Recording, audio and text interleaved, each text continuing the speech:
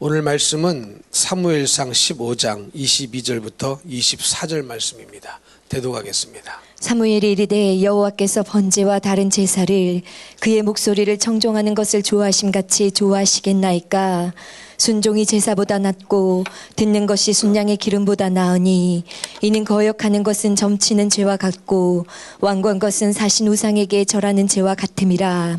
왕이 여호와의 말씀을 버렸으므로 여호와께서도 왕을 버려 왕이 되지 못하게 하셨나이다 하니 사울이 사무엘에게 이르되 내가 범죄하였나이다. 내가 여호와의 명령과 당신의 말씀을 어긴 것은 내가 백성을 두려워하여 그들의 말을 청종하였음이니이다. 아멘. 아멘. 모든 성경 말씀이 다 중요하지만 오늘 사무엘상 15장에 기록되어 있는 말씀도 상당히 중요한 말씀입니다. 우리가 잘 아는 내용이긴 하지만 오늘 말씀을 보면서 우리에게 어떤 은혜를 주시는가, 어떤 말씀을 하시는가 깨닫고 은혜 받는 시간이 되기를 축복합니다. 하나님께서 아말렉을 진멸하실 계획을 세우셨습니다. 왜냐하면 이스라엘 백성들이 애굽에서 나왔을 때에 그들의 진로를, 그들의 행진을 방해했기 때문에 이제 때가 돼서 아말렉을 진멸할 계획을 세우시고 그 명령을 누구에게 하시느냐? 사울 왕에게 하십니다. 그래서 하나님의 사울을 향한 명령은 뭐였냐면 3절 말씀에 기록이 되어 있는데 아말렉을 쳐서 모든 소유를 남기지 말고 진멸하라고 했습니다. 모든 소유를 남기지 말고 진멸하라. 여기서 이 진멸하라는 단어는요, 특별히 굉장히 중요한 단어인데 이 사물이나 혹은 사람 완전히 이 파괴함으로써 돌이킬 수 없고 취소할 수 없이 하나님께 드리는 것, 봉헌하는 것, 이런 뜻입니다. 한 단어가 긴 뜻이 들어있죠. 다시 말씀드리면 어떤 사물이나 사람을 완전히 파괴시킴으로써 진멸함으로써 돌이킬 수 없고 취소할 수 없이 하나님 앞에 올려드린다. 하나님 앞에 드린다. 하나님 앞에 봉헌한다. 이런 뜻이 있습니다. 그래서 이 진멸하다는 뜻이 왜 중요하냐면 이렇게 되신 분이 누구냐? 예수 그리스도시거든요. 예수님은 완전히 파괴당하셨죠. 갈갈이 채찍에 찢김을 당하시고 모욕을 당하시고 수치를 당하시고 십자가에 완전히 찢겨 죽으셨습니다. 완전히 그 육신이 파괴되고 영혼도 고통을 당하심으로 돌이킬 수 없이 취소할 수 없이 하나님 앞에 온전한 제물로 봉헌되어졌기 때문에 우리가 산 것이거든요. 그래서 이 단어 속에는 예수 그리스도를 예표하는 뜻이 담겨 있기 때문에 굉장히 중요한 단어입니다. 그래서 하나님께서는 이스라엘 백성 이 사울 왕에게 특별히 이 아말렉을 하나도 남기지 말고 모든 소유를 진멸하라고 명령하셨던 것이었습니다. 여기에는 누가 들어가느냐? 남녀가 들어가죠. 그러면 남자 아니면 여자죠. 다 죽이라는 거예요. 소아, 어린아이죠. 그리고 젖 먹는 아이까지, 더 어린아이, 갓난아기까지 죽이고 우양과 낙타와 나귀를 죽이라고 하셨으니 그야말로 말 그대로 하나도 남김없이 다 죽이라는 명령이었습니다. 그런데 사울이 이 실제로 행한 일은 어떤 일이었느냐? 9절에 나타나 있는데 9절에 보니까 먼저 아각을 살려줬어요. 아각은 누구냐? 아말렉 왕이 아각인 거거든요. 그러니까 아각을 왕이라고 살려줬어요. 그리고 또 뭐를 살려줬습니까? 양과 소의 가장 좋은 것을 살려줬어요. 기름진 것, 어린 양과 모든 좋은 것을 남기고 진멸하기를 즐겨하지 않았답니다. 그러니까 하나님은 진멸하라고 말씀하셨는데 그 진멸하는 것을 싫어했어요. 즐겨하지 않았어요. 여러분, 우리도 마찬가지 아닙니까? 불순종하는 사람들 보면은 왜 불순종하느냐? 순종하는 것을 즐겨하지 않습니다. 하나님이 말씀하시는 것을 즐겨하지 않아요. 싫어해요. 그렇게 하는 것을 싫어합니다. 그래서 마음으로부터 이미 좋아하지 않기 때문에, 마음으로부터 이미 즐겨하지 않기 때문에 반드시 그것은 행위로 나타나게 되어 있습니다. 사울왕도 마찬가지였어요. 진멸하라고 하셨는데 진멸하기를 즐겨하지 않고 가치 없고 하찮은 것만 진멸하고 아각도 살려주고 양, 소, 좋은 것은 다 살려주고 기름진 것, 어린 양, 모든 좋은 것은 다 남기고 진멸하지 않았다라는 사실입니다. 여러분, 그러면 왜 이렇게 했을까? 그것이 이 말씀에도 나타나 있는데 하나님 명령에 대한 사울의 생각이 어떠했는지를 보면 왜 사울이 이렇게 했는지 답이 나옵니다. 그 말씀이 13절에 있는데요. 하나님은 분명히 진멸하라고 하나도 남김없이 진멸하라고 말씀하셨는데 13절에 보니까 뭐라고 써 있습니까? 내가 여호와의 명령을 행하였다. 이렇게 스스로 생각하고 있음을 우리는 알 수 있습니다. 여러분, 우리는 알죠? 사울이 하나님의 명령을 행하지 않았다는 것을 압니다. 불순종했다는 것을 압니다. 그러나 정작 당사자는 지금 어떻게 생각하고 있는 거예요? 여호와의 명령을 행했다고 생각하는 거예요. 순종했다고 생각하는 거예요. 그리고 20절, 21절 계속 읽어보면 뭐라고 썼습니까? 나는 실로 여호와의 목소리를 청종하여 여호와께서 보내신 길로 가서 아말렉 왕 아각을 끌어왔고 아말렉 사람들을 진멸하였으나 그 마땅히 멸할 것 중에서 가장 좋은 것으로 길갈에서 당신의 하나님 여호와께 제사하려고 양과 소를 끌어왔나이다. 이렇게 얘기합니다. 이 말을 하는 이면의 사울의 생각을 보면은 전혀 하나님 말씀에 불순종했다는 감각이 없습니다. 생각이 없습니다. 그러면서 나는 하나님 명령에 순종했습니다. 실로 하나님 목소리를 청종했습니다. 그러면서 하는 말이 여호와께서 보내신 길로 가서 아말렉 왕 아각을 끌어왔고, 누가 끌어오라고 그랬어요? 그렇죠. 끌어오라고 하지 않았는데 이게 가면서 뭔가 변질된 거죠. 생각이 온전한 순종이 이루어지지 않은 거죠. 끌고 오라고 말한 적이 없어요. 남녀를 다 죽이라고 그랬지. 그리고 아말렉 사람들을 진멸했답니다. 그런데 나중에 30장에 가면은 다윗이 아말렉을 치는 장면이 나와요. 다윗이 아말렉을 치는 장면이 나오는 것을 보면 아말렉을 다 진멸하신 것도 아닌 것으로 보여집니다. 그러면서 다만 백성이 그 마땅히 멸할 것 중에서 가장 좋은 것으로 길갈에서 당신의 하나님 여호와께 제사하려고 양과 소를 끌어왔나이다. 이렇게 말하는 것을 보니까 지금 사울의 생각에는 전혀 하나님 말씀에 자기는 순종을 했지 불순종했다는 생각 자체가 없습니다. 없어요. 여러분, 우리는 그럴 때가 없습니까? 하나님 말씀에 이렇게 해라 했는데 그거 비슷하게 해놓고 순종했습니다. 그 말 그대로 한 게 아니라 그거 비스꾸림하게 해놓고 순종했습니다. 이렇게 생각할 때가 없냐는 거죠. 근데 여러분, 중요한 것은 항상 하나님의 생각입니다. 내 생각이 아니에요. 여러분, 신앙생활을 잘하려면 어떻게 하셔야 된다고 했습니까? 하나님의 생각과 내 생각이 같아져야 됩니다. 근데 다르죠? 그러면 누구에게 맞춰야 돼요? 누가 누구에게 맞춰야 됩니까? 하나님이 내 생각에 맞춰줘야 돼요? 아닙니다. 내가 하나님 생각에 맞춰드려야 됩니다. 근데 우리는 여지까지 내 생각을 내려놓질 않아요. 내 생각을 포기하지 않고 말씀을 바꾸려고 하고 하나님을 바꾸려고 합니다. 나는 하나님을 바꾸려고 한 적이 없는데요.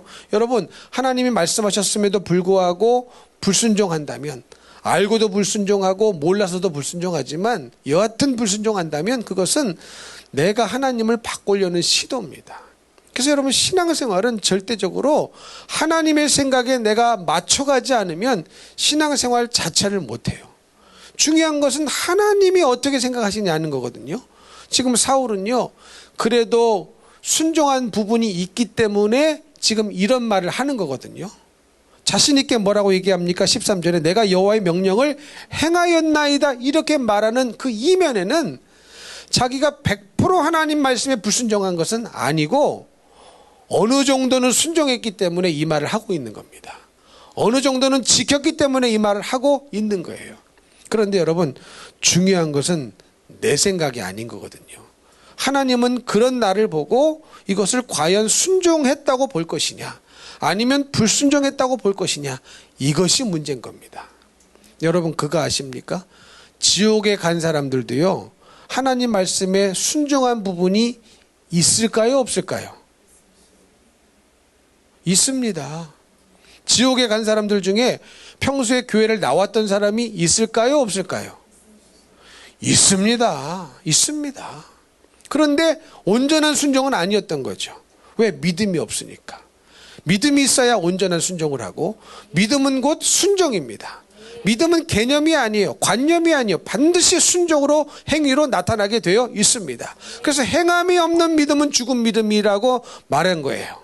여러분 믿으십니까? 그래서 여러분 지옥에 간 사람들도요 나름대로 순종한 부분이 있어요. 심지어 교회도 나왔습니다. 주일도 지켰습니다. 그러나 그 마음이 하나님의 생각을 따라가지 못했기 때문에, 하나님의 마음을 따라가지 못했기 때문에, 하나님의 생각으로 바꿔놓지 않았기 때문에 결국은 징계를 받는 거거든요. 자 보십시오. 사울이 죽인 것이 많을까요? 살려둔 것이 많을까요? 죽인 것이 더 많을 거예요. 예를 들어서 70% 죽였고 30% 살려놨다. 그래서 사울은 뭐라고 생각하는 거예요? 나는 하나님 말씀에 순종했다고 생각하는 거예요. 여호와의 명령대로 행하였다고 자기가 지금 말하고 있는 겁니다. 그런데 70%를 죽였건 80%를 죽였건 90%를 죽였건 95%를 죽였건 하나님은 그것을 100% 불순종으로 보신다는 게 문제입니다. 이해가 되시죠? 이해가 되시죠? 굉장히 중요한 거예요. 지금 사울 왕 마음에는, 자기 마음에는 내가 그래도 70%는 순종한 거 아닙니까? 80%는 죽였으니까 내가 순종한 것이 훨씬 더 많으니 나는 순종한 건 아닙니까? 계속 이 생각을 버리지를 않는 거예요. 이 생각을 버려야 되는데, 우리도 마찬가지. 하나님의 하라는 대로 해야 되는데 하나님대로 한 70% 해놓고 30%는 내 생각대로 해버려. 30%는 불순종해. 이거는 순종이 아니라는 거예요. 하나님 보시기에. 내가 볼 때는 아무리 순종인 것 같아도, 내가 90%를 죽이고 10%를 살려놨다 할지라도 하나님 그것을 뭘로 보신다고요? 90% 순종으로 보시는 게 아닙니다. 100% 불순종으로 보신다는 것이 오늘 성경에 나타나 있는, 성경이 가르쳐주고 있는 하나님의 마음인 거예요. 그래서 여러분 우리는 성경을 읽을 때 정말로 순종하려고 읽어야 돼요.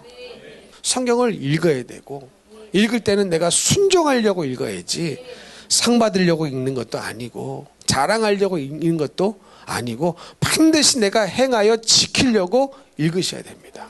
그래서 여러분 요한계시록에 또 1장에 보면은 누가 복이 있다고 그랬어요?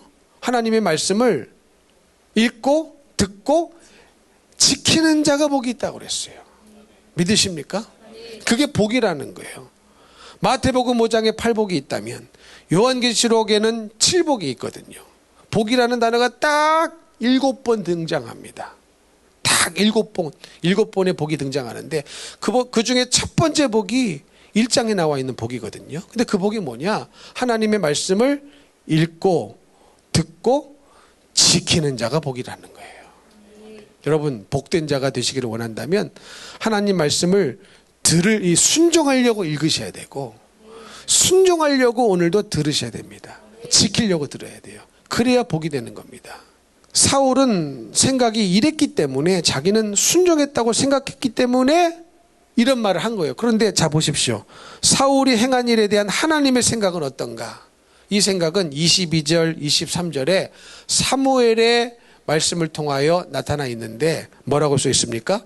사무엘이 이르되 여호와께서 번제와 다른 제사를 그의 목소리를 청종하는 것을 좋아하심같이 좋아하시겠나이까? 이렇게 되묻습니다. 사울 왕에게. 그럼 이 말은 뭡니까? 번제보다도 하나님은 뭘 더 좋아하신다는 거예요? 하나님의 목소리를 청종하는 것을, 듣는 것을, 순종하는 것을 좋아하신다는 거예요. 그러면서 우리가 다 알고 있는 그 유명한 말씀을 하시지 않습니까? 순종이 뭐보다 낫다? 제사보다 낫다. 왜 순종이 제사보다 낫다고 말한 겁니까? 지금 이 사울이 불순종한 이유로 뭘로 된 거예요? 당신의 하나님 여호와께 제사하려고 양과 소를 살리고 끌고 왔다는 거예요. 양과 소를 살려둔 이유가 뭐라는 겁니까? 그 양과 소를 죽이라고 명령하신 그 하나님 앞에 제사를 드리려고 살려뒀다는 거예요. 여러분 그거 아셔야 됩니다. 의도가 좋은 불순종이 있다는 거. 물론 깊게 들어가면 사울 왕의 이 말한 의도도 가짜죠. 거짓말이죠. 그러나 적어도 자기가 내뱉은 그 말에 입각하여 볼 때에는 좋은 의도처럼 보입니다. 왜 살려놨다는 거예요? 자기가 먹으려고, 자기 재산으로 취하려고 그러려고 한 게 아니라, 자기 속내는 그럴지라도 말로 내뱉은 것은 그런 게 아니라 하나님께 제사를 드리려고 양과 소를 끌어왔다는 겁니다. 얼마나 좋은 의도입니까?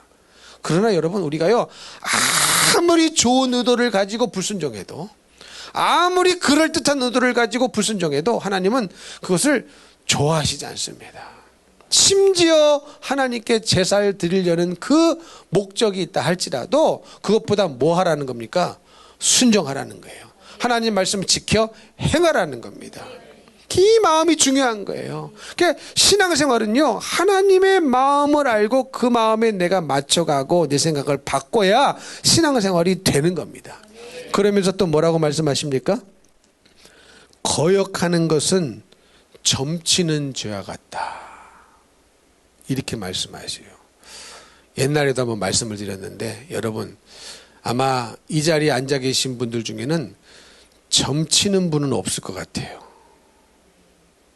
근데 저도 들은 얘기인데, 어떤 교회 권사 집사는요 점치러 다닌답니다. 내 자식이 어느 학교에 들어갈 수 있겠습니까? 합격하겠습니까? 직장에 합격하겠습니까? 교회를 다니면서 점을 치러 다닌대요. 그런 얘기도 들었어요. 그러나 이 자리에 앉아 계신 분들 중에는 점을 치러 다니는 분은 없을 것 같아요. 자, 그러면 점을 왜 안 치러 다니시나요? 그 미신이니까, 마술, 잘못된 거니까. 그렇죠? 하나님이 완전히 싫어하는 거니까 안 하시죠. 근데 여러분 이 말씀은 무슨 뜻이냐면, 내가 하나님 말씀에 거역하면 하나님은 그것을 점치는 죄로 보신다는 뜻이에요. 무슨 말씀인지 이해가 되십니까? 근데 여러분은 그렇게 점을 친 게 아니에요. 나는 점을 친다는 생각으로 하나님 말씀에 불순종한 것은 아니에요. 점을 친다는 생각으로 주일 성수 안 한 게 아니에요. 점을 친다는 마음으로 하나님 말씀에 거역한 것이 아니에요. 그런데 하나님은 하나님 말씀에 거역한 것을 무슨 죄로 보신다는 거예요? 점을 치는 죄로 보신다는 거예요. 이게 중요한 겁니다. 이게 내가 아니라고 해도 소용이 있어요, 없어요? 없다는 거예요. 더 깊이 들어가면 하나님이 그렇게 보실 수밖에 없는 이유가 또 있어요. 또 있어요. 근데 우리는 그렇게 생각을 안 하거든요. 아니, 내가 무슨 점을 치려고 그랬다고 하나님은 그렇게 얘기하셔? 하나님은 내가 전혀 의도하지 않는 생각을 말씀하시네? 그렇게 생각하실 분 계실 겁니다. 아, 내가 무슨 점을 쳤어요? 나는 그냥 힘들어서 그 말씀에 좀 거역했을 뿐이야. 아, 주일날 일이 있어서 좀 안 나왔을 뿐이야. 근데 하나님은 그 죄를 뭐로 보신다는 겁니까? 점치는 죄로 보신다는 거예요. 그러니 여러분, 이 죄는, 하나님 말씀에 거역하는 죄는 작은 죄가 될 수가 없습니다. 다 점보러 다니시는 거예요. 오늘 교회 안 나오신 분 뭐 한 거예요? 점치러 가신 거예요. 딱 그 뜻입니다. 점집에 물론 안 가셨어요. 그러나 하나님의 생각에는 점을 친 죄로 여기신다는 겁니다. 그분 들러 가셨어요. 산으로 가셨어요. 일하러 가셨어요. 쇼핑하러 가셨어요. 영화관 가셨어요. 집안일로 가셨어요. 그러나 주님은 뭘로 보신다는 거예요? 점치러 갔구나, 이렇게 보신다는 겁니다. 그러니 여러분, 거역하는 죄는 작은 죄가 아니죠. 그러니 여러분, 내 생각이 중요한 게 아니라 하나님의 생각이 중요하다는 거예요. 그러니 신앙생활은 절대적으로 하나님의 성경은 우리에게 그래서 다 성경에 적어가지고 알려주신 것 아닙니까? 여러분 성경이 뭐예요? 하나님의 생각이에요. 하나님의 마음이에요. 하나님의 뜻이에요. 그래가지고 구구절절히 창세기 1장 1절부터 요한계시록 마지막 장 마지막 절까지 구구절절히 하나님의 뜻을 적어 놓으시고 하나님의 마음을 적어 놓으시고 우리에게 다 알려주시면서 이거 거역하지 마라. 거역하면 점치는 죄와 같다. 다시 말하면 점치는 죄라는 거거든요. 내 생각이 중요한 게 아니에요. 그래서 신앙생활은 다시 말씀드리지만 내 생각으로 하는 게 아닙니다. 하나님이 어떻게 생각하시냐가 중요한 거예요. 믿으십니까? 그리고 완고한 것은 우상에게 절하는 죄와 같다 그랬습니다. 여러분 아마 이 자리에 앉아 계신 분들 중에는 집에 우상을 만들어 놓고 아침마다 절하고 출근하시는 분은 없겠죠? 없어요. 없을 거라고 생각합니다. 그런데 하나님은 어떻게 생각하시느냐? 완고합니다. 완고하니까 생각을 안 바꾸는 거거든요. 성경의 생각으로, 말씀의 생각으로. 그거는 무슨 죄로 보신다는 거예요? 우상에게 절하는 죄로 보신다는 거예요. 하나님의 생각이 중요한 거예요. 근데 여러분 그거 아십니까? 우리는요, 교회 나온 지 얼마 안 된 초신자도 있는데 거의 대부분은 10년, 20년, 30년, 40년, 50년, 60년 되신 분들입니다. 여러분 이 정도 됐으면요, 연약해서 죄를 짓는 게 아니에요. 완고해서 죄를 짓는 거예요. 완악해서 죄를 짓는 거예요. 여러분 여기에 대한 깊은 인정이 있어야 됩니다. 아니 언제까지 나는 연약해서? 언제까지 나는 연약해서? 아니요, 그 사람 연약해서 죄 짓는 게 아니라니까. 안 바꾸려는 완고한 고집이 그 안에 있어요. 성경으로 안 바꾸려는 완고한 고집이 있어요. 성경은 진리라고는 말해요. 그러나 진리가 나를 자유케 한다는 것은 말은 하지만 그 진리가 나를 자유케 하는 것이 아니라 나를 억압한다고 생각하고 나를 힘들게 한다고 생각하니 생각을 안 바꿉니다. 그래서 사실은 연약해서 죄 짓는 게 아니에요. 완고해서 완악해서 죄를 짓는 겁니다. 안 바꾸려고 하는 거예요. 근데 왜 자꾸 나는 연약해서 그래. 연약해서 그래. 그리고 이미 교회 나온 지가 10년, 20년이 됐는데 저 사람은 연약해서 그래. 죄 짓는 거를 자꾸 도와줘요. 연약해서 그런다고. 그러니 여러분, 죄는요, 회개해야 끊어지는데, 그러면 회개하라고 일러줘야 되는데, 연약하다고 계속 그 연약을 도와주고 있어요. 그럼 그 사람은 어떻게 주님을 만나겠습니까? 여러분 가정 안에 있는 불신자들은 어떻게 주님을 만나겠습니까? 여러분의 자녀들은 도대체 교회를 나온 지 몇 년이 됐어요? 교회 처음 나간 지 그 시점부터 몇 년이 지났습니까? 아직도 연약해서 그런 거예요? 아니거든요. 완악해서 그런 거예요. 고집스러워서 그런 거예요. 고집스러우니까 자기 생각을 안 내려놓잖아요. 안 바꾸지 않습니까? 그렇지 않습니까? 근데 왜 자꾸 연약에다 갖다 붙이기를 원하느냐? 연약해야 뭔가 좀 피할 구석이 있는 것 같아. 연약하다고 해야 조금 내 마음이 좀 편해져. 완악하다고 그러면 마음이 불편해. 근데 여러분 현실은, 사실은, 진짜는 연약해서 죄를 짓는 게 아닙니다. 완악해서 생각을 안 바꾸려는 거예요. 그래서 성경이 나를 억압한다고 생각해요. 제가 주중에 설교할 때 4월 28일인가 있었던 일을 나눴죠. 저 미국에요, 정말로 사탄 숭배자들이 모여가지고 행사를 했습니다. 실제로 있었던 일이에요. 근데 사탄 숭배자들이 모여서 뭘 했느냐? 어떤 여자가 나오더니, 리더겠죠. 나오더니 성경책을 팍팍 찢어요. 팍팍 찢어가지고 강단 밑에다 다 버려버렸어요. 그러면서 하는 말이 뭐냐? 나는 억압의 상징인 성경을 찢겠다는 거예요. 그럼 그들은, 사탄 숭배자들은 지금 성경을 뭘로 보는 거예요? 뭘로 보는 거예요? 자기를 억압한다고 보는 거예요. 억압한다고. 나는 내 마음대로 결혼하고 싶은데, 내가 원하는 대로 살고 싶은데 왜 성경은 이혼은 안 된다고 말하는 것이며, 남자가 남자랑 결혼하면 나는 남자지만 남자랑 결혼하고 싶고, 나는 여자지만 여자랑 결혼하고 싶은데 왜 성경은 이걸 안 된다고 하냐는 거죠. 세상은 다 된다고 말하는데, 지식인들도 된다고 말하는데 성경이 억압을 한다는 거예요. 나에게 자유를 안 준다는 거예요. 나를 너무나 힘들게 한다는 거예요. 그래가지고 억압의 상징인 성경을 나는 찢노라 외치고 성경을 박박 찢어버리는 겁니다. 아니, 나의 자궁은 내 건데 아기를 임신해도 내가 안 낳고 싶으면 안 낳아서 낙태하는데 왜 당신이 참견이야? 왜 성경이 참견이야? 이런 겁니다. 이런 겁니다.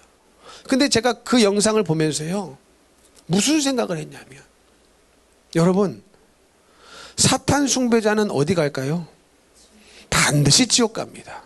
그러면 우리 중에는 지옥 갈 사람이 없을까요?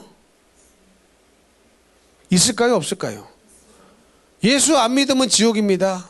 행함이 없는 믿음은 죽은 믿음입니다. 말씀대로 안 살면 지옥입니다.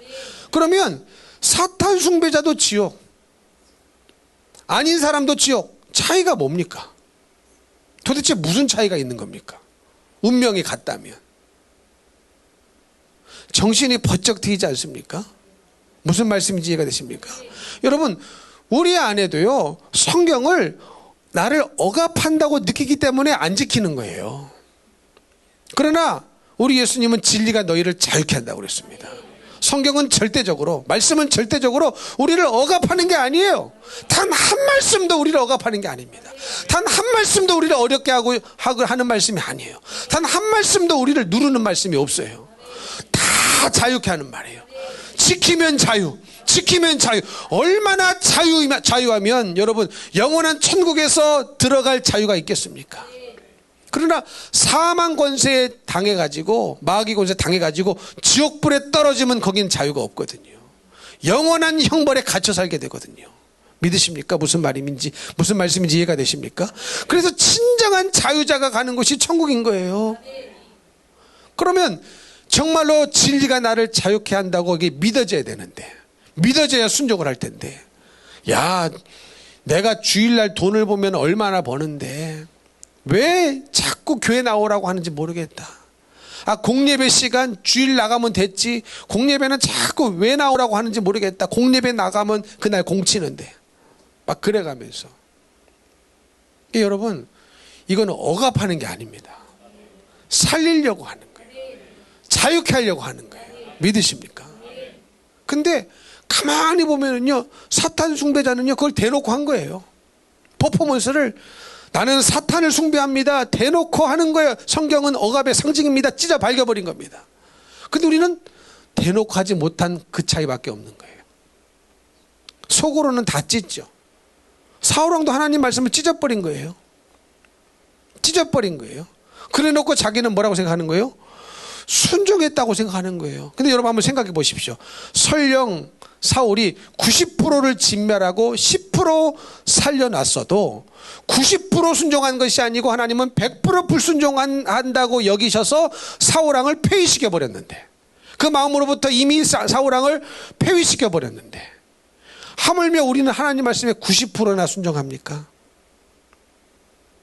80%는 순종한가요? 70%는 순종합니까? 그런데 무슨 마음으로 나는 하나님 앞에 잘 신앙생활하고 있다고 생각할 수가 있겠냐는 거죠. 그러니 여러분, 내 생각은 도움이 안 돼요. 내 생각은 심판대 앞에서 아무 도움이 안 됩니다. 하나님의 생각만 도움이 돼요. 하나님 말씀으로 산 세월만 도움이 돼요.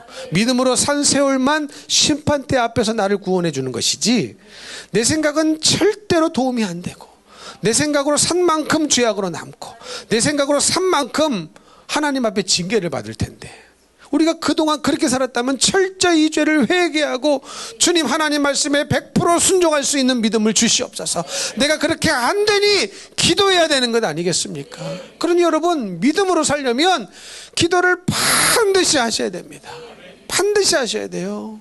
뭐 달라고만 기도하면 안 되고, 주님 내 안에 무슨 죄가 있습니까? 주님 말씀대로 살고 싶은데 안 됩니다. 나를 도와주시옵소서. 간절히 기도하셔야 됩니다. 이해가 되십니까? 완고한 건 우상에게 절하는 죄와 같은 거예요. 고집스럽게 말씀이 뭐라고 써있는지 뻔히 알면서 아주 하나님하고 줄다리기 하면서 시간만 빨리 가라. 이 시간만 지나면 내가 순종할 때가 온다. 이미 불순종한 겁니다. 죄송하지만. 이미 불순종한 세월이에요. 지금 순종했다고 되는 줄 아십니까? 불순종한 세월은 회개 안 하면 그대로 남아져 있는 거거든요. 무슨 말씀인지 이해가 되십니까? 결국 그 아각을 누가 찢어 죽이느냐? 사무엘이 죽여요. 사무엘이 죽입니다. 여러분, 사무엘이 죽이기 전에 사울이 죽여야죠. 그래야 자기가 사는 것 아닙니까? 그래야 자기가 복을 받는 것 아닙니까? 그런데 그걸 안 하는 거예요. 그러면서 뻔뻔스럽게 여호와께서 보내신 길로 가서 아말렉 왕 아각을 끌어왔고, 누가 끌어오라고 그랬어요? 근데 기가 막힌 것은 자기는 하나님 앞에 전혀 불순종했다는 생각을 할 수 있습니까? 못하는 겁니까? 못하고 있다는 것이 지금 중요한 거예요. 자, 성도 여러분, 사탄은요 우리에게 확신시켜 주려고 애쓰는 것이 한 가지 있어요. 그게 뭔 줄 아십니까? 너 순종하면 치러야 할 대가가 엄청나게 크다. 이 확신을 계속 우리에게 심어주려고 합니다. 너 하나님 말씀대로 순종하면 너 물질에 손해난다. 네 시간에 손해난다. 네 건강을 해친다. 네 인생에 낭비가 된다. 자꾸 사탄이 우리에게 확실하게 확신시켜 주려고 하는 것이 바로 그거예요. 그러면 반대로 사탄이 절대로 결단코 우리에게 말하지 않는 것은 뭔 줄 아십니까? 우리가 불순종함으로 치러야 할 대가가 있다는 것은 절대로 말하지 않아요. 그래서 당하는 거예요. 그래서 당하는 거예요. 무슨 말씀인지 이해가 되십니까? 사탄은요 끊임없이 너 그거 순종하지 마. 너 빨리 도망가. 너 가만히 있으면 너 엄청나게 힘들어져. 너 빨리 머리 굴려서 도망가. 도망갈 이유 만들어내. 불순종한 이유를 그럴듯하게 만들어내. 계속 이 생각을 집어넣습니다. 그렇게 당한 사람이 얼마나 많습니까? 그렇게 당한 사람이 얼마나 많습니까? 그럴듯한 이유를 만들어내가지고 빨리 너 도망가라. 순종함으로 치러야 할 대가가 있다는 것을 사탄은 계속 알려주는 거예요. 그러나 여러분, 순종은요 반드시 치러야 할 대가가 있는 게 당연한 거거든요. 너무나 당연한 거거든요. 믿으십니까? 그러나 반대로 사탄은 절대로 불순종함으로 우리가 치러야 할 대가가 있다는 것은 말하지 않아요. 말하지 않아요. 아이고 너 너무 지혜롭게 순종할 뻔한 위기를 너무 잘 넘겨서 너 손해 안 본 거야. 너무 잘했어. 이러고 있어요. 그러나 불순종함으로 말미암아 치러야 할 대가가 있다는 것은 아주 함구합니다. 말 안 해요.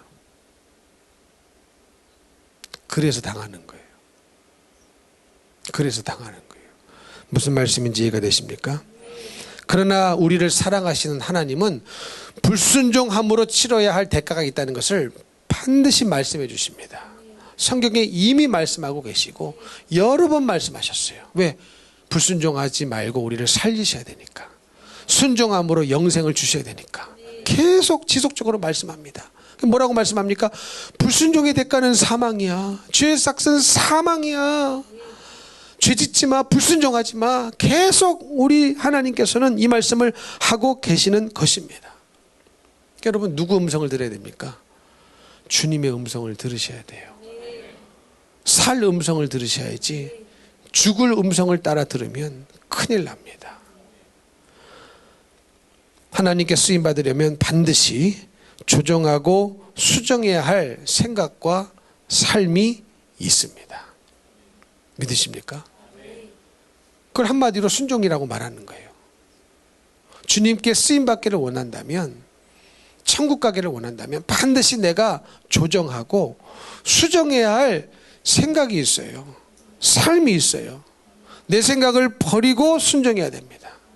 내 생각을 버려버리고 하나님의 말씀의 생각을 취해야 되고 하나님의 생각을 취해야 되고 받아들여야 됩니다. 이게 신앙생활인 거거든요. 근데 이거는 안 하고 예배만 참석했다 그냥 가버려요. 여러분, 예배 자리에 그냥 앉았다 가시면 안 됩니다. 예배 시간은요, 말씀으로 내 생각을 부수는 시간이에요. 바꾸는 시간이에요. 그러려면 회개밖에 없죠.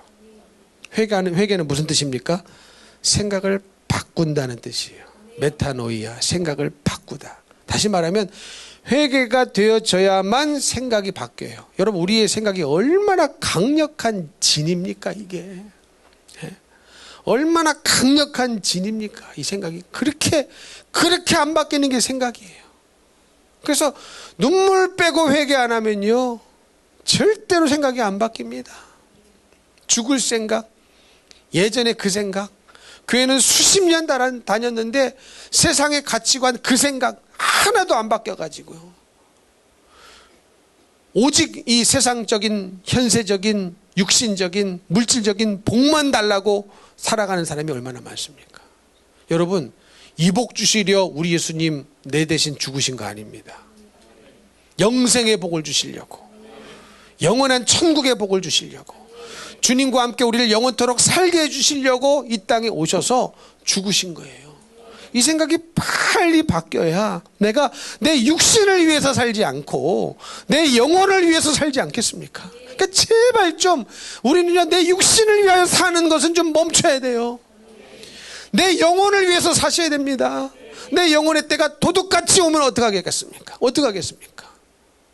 여러분, 언제 내가 죽을지 다 아셔요? 나도 모르고 여러분도 몰라요. 요즘은요, 젊은이들도요, 뭐 나이가 40, 50밖에 안 됐는데 갑자기 심정지가 오고 갑자기 뭐 뇌가 피가 막혀가지고 그냥 쓰러져 버리고 죽어버립니다. 식물인가 돼버려요. 그날이 언제 올지 아무도 몰라요.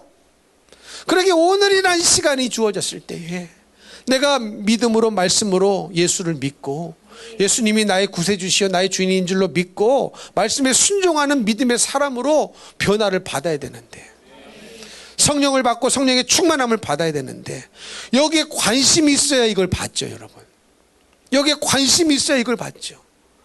여러분, 집 없는 사람은 항상 관심이 집이죠. 그래가지고 어디 아파트 추첨한다 그러면 다 꿰고 있습니다.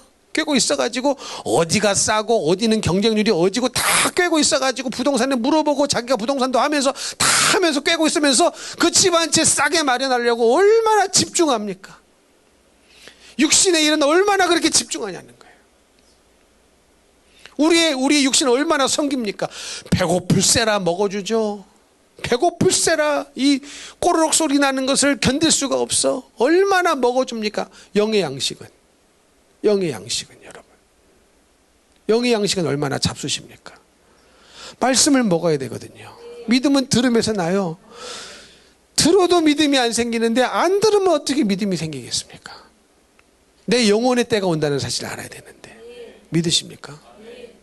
그래서 여러분, 이 예배 시간이요, 그래서 굉장히 소중한 시간이에요. 졸다 갈 수 없는 시간, 딴 생각하며 있다가 갈 수 없는 시간, 깨어 있어야 하는 시간, 말씀을 듣고 내 생각을 반드시 부숴버리고 하나님의 생각으로 받아들여야만 하는 시간이 이 시간인데, 누가 이걸 가르쳐 주기로 했습니까? 그런 시간이라고, 예배 시간이. 그걸 해보기를 했습니까? 그러니 부담만 되는 거죠. 뭘 자꾸 깨라고 그래, 뭘 자꾸 부수라고 그래. 아니요, 깨야 됩니다. 내 생각을 부셔야 됩니다. 견고한 진, 왜 견고한 진이겠습니까? 그 진이 너무 견고하니까 견고한 진이에요. 부서지지 않으니까. 이 세상에서 가장 부수기 힘든 게 자기 생각 아닙니까? 그래서 여러분, 지난번에도 말씀드렸지만 여리고성을 무너뜨리는 게 쉬워요, 어려워요? 내가 하는 게 아니고 하나님이 부서뜨리는 것이니까, 무너뜨려 주시니까 쉽죠. 근데 뭐가 어렵다고 그랬어요? 이 여리고성을 돌고 외친다고 여리고성이 무너지겠느냐는 그 생각을 바꾸는 것이 더 어려워요. 그 생각을 무너뜨리는 것이 어려워요. 만약에 이스라엘 백성들이 참 하나님 이상한 말씀하시네. 저 여리고성이 저렇게 견고한데 하루에 한 바퀴씩 빙글빙글 돌고 7째 날이라고 7바퀴 돌고 와 외친다고 해서 저 성벽이 무너지겠어? 참 이 양반 이상하네. 그리고 안 돌아버려. 그러면 여러분 여리고성은 안 무너집니다. 안 무너져요. 여리고성이 돈다고 무너지겠냐는 그 생각을 무너뜨렸기 때문에 여리고성이 무너진 거예요. 여러분 기적은 언제 일어나는 줄 아십니까? 내 생각이 무너질 때 기적이 일어나요. 야, 이 암병이 뭐 하나님이 고칠 수 있어? 그 생각이 무너질 때 암병도 치료받습니다. 류마티스 관절염 이거 뭐 하나님이 고치겠어? 고질병인데. 또 희한하게도요, 뭐 다른 병 고친다고 믿는 분들은 고질병은 또 안 믿어요. 비염 같은 거, 비염. 늘 달고 다니는 비염. 그러니까 여러분, 생각이 무너질 때 기적이 일어나는 거예요. 나아만 장군도 보십시오. 요단강에 7번 몸을 담갔을 때에 문둥병이 고침을 받았거든요. 그러면 문둥병이 고침을 받는 게 나아만에게 쉬운 일이에요, 어려운 일이에요? 왜 쉬워요? 하나님이 하신 일이니까. 근데 뭐가 어렵다고요?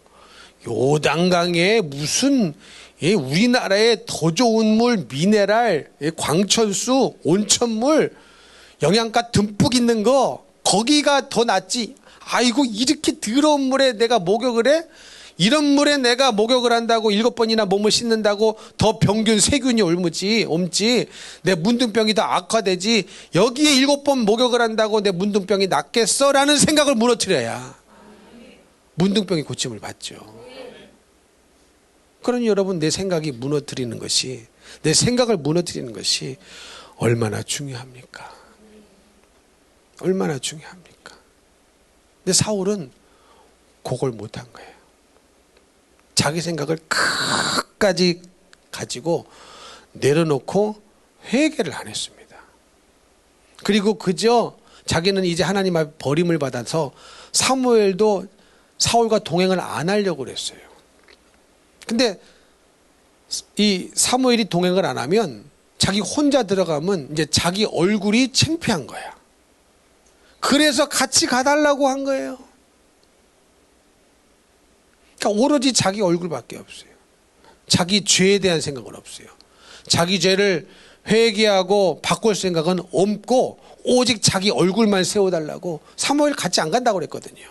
마음이 슬퍼가지고. 그러면 너 가느냐? 장로들과 백성들이 나를 볼 때 어떻게 생각하겠느냐? 같이 가달라고 그래가지고 간 거예요. 그런 사무엘의 심정은 어떻겠습니까? 그런 모습을 바라보시는 하나님의 마음은 또 어떡하겠습니까? 사울이 아각을 안 죽였으니 사무엘이라도 나서서 아각을 죽여버린 겁니다. 사울이 못한 일, 사무엘이라도 나서서 아각을 죽여버린 거예요. 여러분 생각을 바꾸셔야 됩니다. 내 생각을 버리고 순종해야 쓰임받습니다. 우리 예수님도요 하나님 아버지께 순종함으로 쓰임을 받으셨어요. 그렇죠? 그러면 얼마만큼 이 순종하시기 위하여 얼마만큼 그분의 인생을 조정했습니까? 한번 생각을 해보세요. 상상이 됩니까? 인간의 연수로 따져서 33년이라는 인생을 완전히 하늘 보좌를 떠나서 말구에 태어나셨어요. 말구에. 이게 말이 됩니까?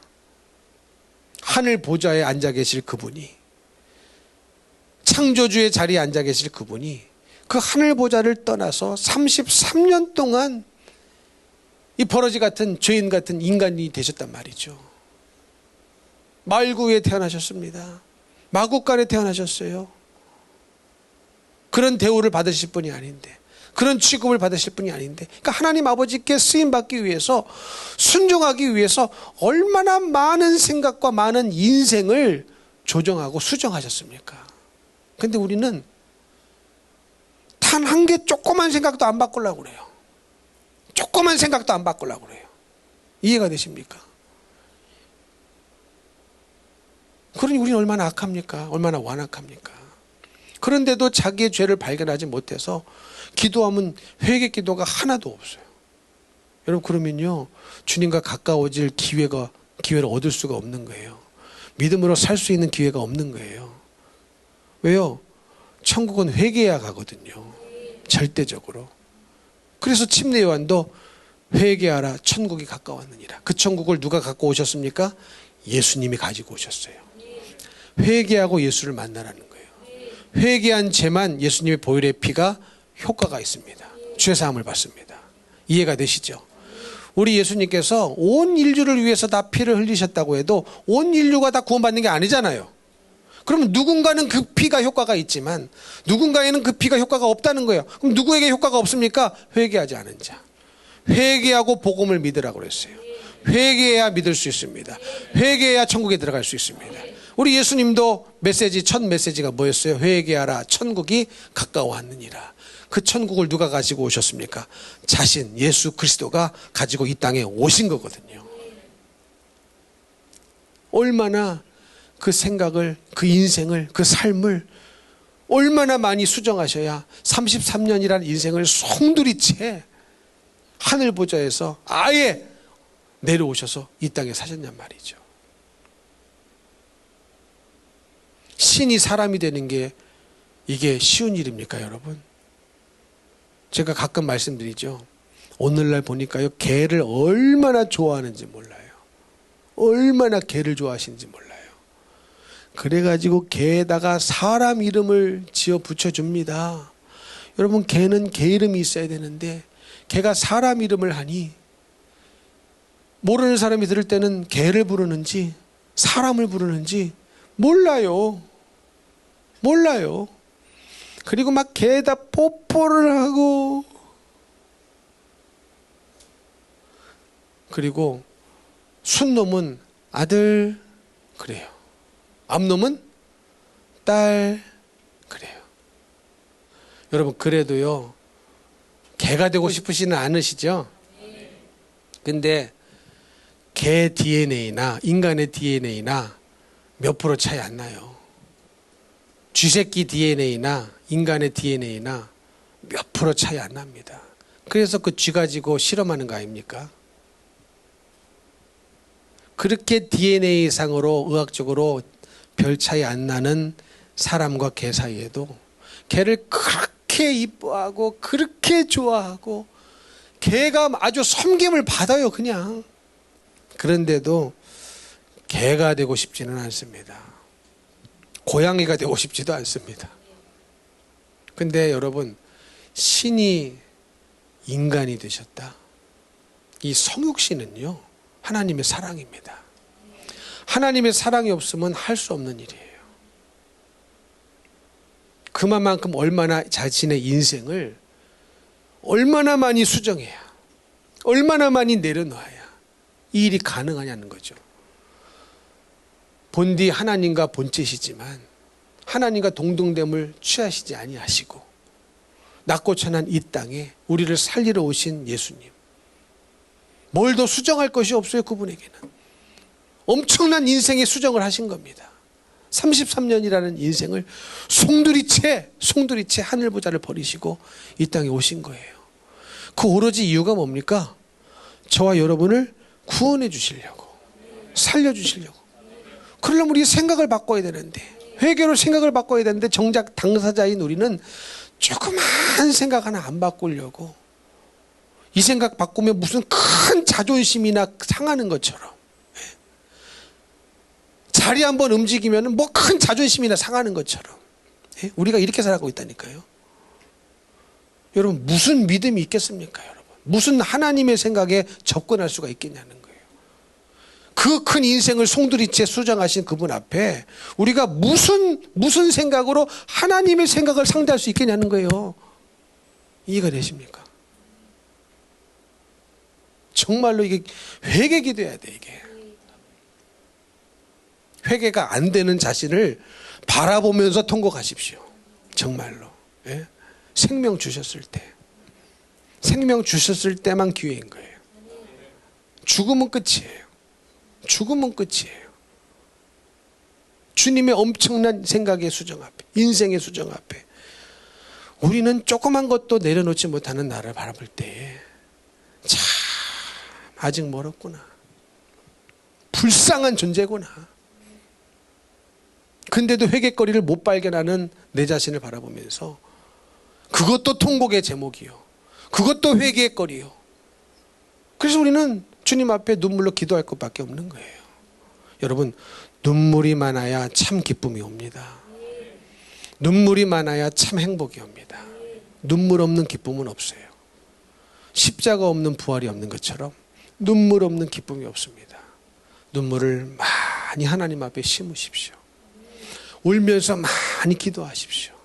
저도요, 청년 때도 엄청나게 많이 눈물로 기도했습니다. 여기까지 그냥 온 거 아니에요. 누가 보든 알 보든 혼자 있든 함께 있든 주님이 항상 말씀하시고 감동 주시고 기도하면요, 많은 눈물을 흘리며 여기까지 왔습니다. 눈물을 많이 흘리셔야 돼요. 날 사랑하신 주님, 괴로울 때 주님의 얼굴을 보라. 순종하느라 괴롭습니까? 왜 괴로운 거예요? 순종하지 않으면 안 괴롭죠. 순종하느라 괴로운 거예요. 순종하느라 괴로우십니까? 그때 주님의 얼굴을 보십시오. 날 위해 쓸쓸히 홀로 십자가에 매달려 죽어가신 그 주님의 얼굴을 보십시오. 그러면요, 내 순종하느라 힘들어서 흘리는 눈물이 아니라 나를 살려주시기 위하여 죽어가신 주님 때문에 눈물이 흘러질 날이 반드시 옵니다. 그 눈물을 우리 주님은 소중하게 받으실 것입니다. 이런 눈물이 저와 여러분의 삶 속에 많아지시기를, 풍성해지시기를 예수님 이름으로 축복합니다. 축복합니다.